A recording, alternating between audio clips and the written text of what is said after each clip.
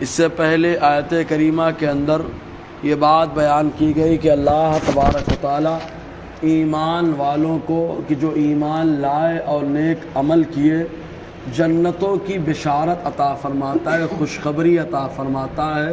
وہ جنت جس کے نیچے نہریں رواں ہیں اور دریا کس طریقے کے ہیں، سب اس پر روشنی رہی۔ اس کے بعد اللہ تعالیٰ فرماتا ہے کلما رزقوا منها من ثمرۃ رزقا، اور جب دیا جائے جنت میں سے کوئی پھل کھانے کے واسطے تو قالوا ھذا الذی رزقنا من قبل، تو اہل جنت کہے کہ یہ وہ ہے جو ہم کو پہلے دیا جا چکا ہے۔ یعنی جنت کے اندر جو بھی پھل ملے گا، چاہے وہ کھانے والا پھل سنترا، چاہے وہ انگور، چاہے وہ انار، چاہے کوئی بھی پھل ہو، تو وہ جو پھل دیا جائے گا تو جنتی دیکھیں گے اور دیکھنے کے بعد کہیں گے کہ اللہ تعالیٰ نے تو یہ نعمت دنیا میں بھی ہم کو عطا فرمائی، آخر یہ وجہ کیا ہے کہ اس چہرہ سیم ہے جو جنت میں پھل دیا گیا ویسے ہی چہرے والا پھل اللہ تعالیٰ دنیا میں جیسے عطا فرمایا جنت میں بھی عطا فرمائے گا۔ اس کی وجہ یہ ہے کہ اگر کوئی اجنبی کھانا یا اجنبی پھل پہلی بار آدمی کے سامنے آتا ہے تو وہ کنفیوز رہتا ہے، پریشان رہتا ہے کہ اس کو کیسے کھایا جائے، آیا چھیل کر کے کھانا ہے یا چھلکے کے ساتھ کھانا ہے، کاٹ کر کے کھانا ہے یا دانت سے نوچ کر کے کھانا ہے، آدمی بڑا کنفیوز رہتا ہے۔ لیکن جب ملتا جلتا پھل دیا جائے گا تو اس کو معلوم ہے کیلا ہے تو چھیل کے کھانا ہے، اور سنترا ہے تو ادھیڑ کر کے کھانا ہے، اور اس کے ساتھ ساتھ اگر انار ہے تو چھلکا ہٹا دیا جائے، اس کے دانے کو کھانا ہے۔ تو آدمی جس طریقے سے دنیا میں استعمال کر رہا ہوگا ویسے ہی پھل چہرے کے اعتبار سے اللہ تعالیٰ جنت میں عطا فرمائے گا۔ لیکن جب جنتی جنت میں کھائیں گے تو لذت دنیا کی طرح نہیں ہوگی، لذت دنیا کی الگ ہے اور جنت کی لذت کا معاملہ الگ ہے۔ تو جنتی لذت الگ، مزہ الگ، ذائقہ الگ ہوگا، کھائیں گے تو بڑے خوش ہو جائیں گے، بولیں گے تو ضرور کہ ہم کو مل گیا۔ لیکن اس کے بعد اللہ تعالیٰ فرماتا ہے وَأُتُوا بِهِ مُتَشَابِهًا، ان لوگوں کو ملتا جلتا پھل دیا جائے گا تو وہ لوگ کہیں گے دنیا میں ملا، چہرہ مل رہا ہے لیکن ذائقہ اس کا جنت کا ہے، معاملہ الگ ہے۔ میرے کہتے ایک سوال پیدا ہوتا ہے کہ جب انسان کوئی بھی غذا کھاتا ہے تو کھانے کے بعد اس کے لیے جو ہے اس کو خارج کرنا ضروری ہوتا ہے۔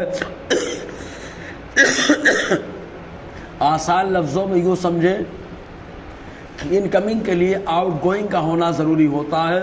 تو جنتی جنت میں جب کھائیں گے تو وہاں فراغت کے لیے کہا جائیں گے۔ تو اس سلسلے میں آقائے نامدار صلی اللہ علیہ وسلم نے ارشاد فرمایا ایک خوشبودار ڈکار آئے گی جس کی وجہ سے پورا کھانا ہضم ہو جائے گا، پورا کھانا ختم ہو جائے گا۔ اور کچھ روایتوں میں آیا کہ خوشبودار پسینہ نکلے گا جس کی وجہ سے معاملہ ختم ہوگا، یعنی کسی کے ڈکار سے ہضم ہو جائے گا، کسی کے پسینے سے ہضم ہو جائے گا۔ اب یہیں پر ایک سوال اور اس کا جواب دے دیا جائے کہ اللہ کے نیک بندے جیسے انبیاء کرام اپنی قبر میں زندہ ہیں، اللہ تعالیٰ انہیں روزی عطا فرماتا ہے، جیسے حدیث میں آیا شہداء زندہ ہے، اللہ تعالیٰ انہیں روزی عطا فرماتا ہے۔ تو دماغ میں سوال یہ پیدا ہوتا ہے کہ وہ قبر میں جب آرام فرما ہے تو وہاں پر بھی کھاتے ہیں، تو کھانے کے بعد معاملہ کہاں ہے؟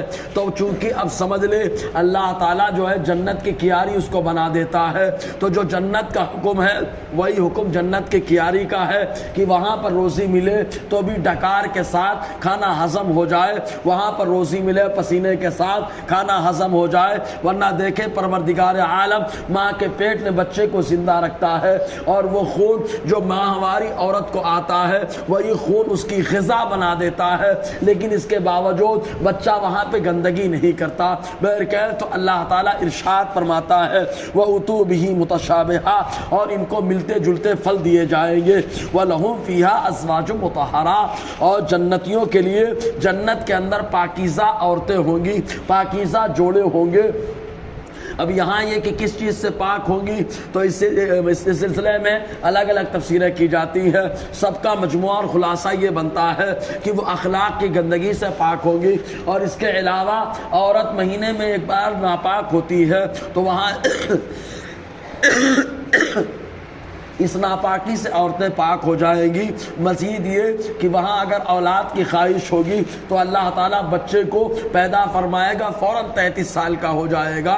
تو عورت ولادت کے بعد بھی ناپاک ہوتی ہے، تو جو جوڑا جنت میں ہوگا اللہ تعالیٰ اس کو نفاس کی پاکی سے بھی جو ہے نفاس سے بھی پاک فرما دے گا۔ اس اعتبار سے عورتیں پاک ہوگی، اخلاق، کردار اور جو ہے نفاست اور حیض، نفاس اور حیض ان تمام گندگیوں سے پاک اور صاف ہوگی۔ یہاں پر غیر مسلموں کی طرف سے ایک اعتراض ہوتا ہے، وہ یہ کہ مسلمانوں کو حور کی لالچ دی جاتی ہے اور اس کے ساتھ ساتھ بتایا جاتا ہے کہ جنت میں اتنی بیویاں ان کے نکاح میں رہیں گی۔ تو معاذ اللہ ثم معاذ اللہ، یہ کیا غلط جگہ جس کی وجہ سے عورتوں کی لالچ دی جا رہی ہے۔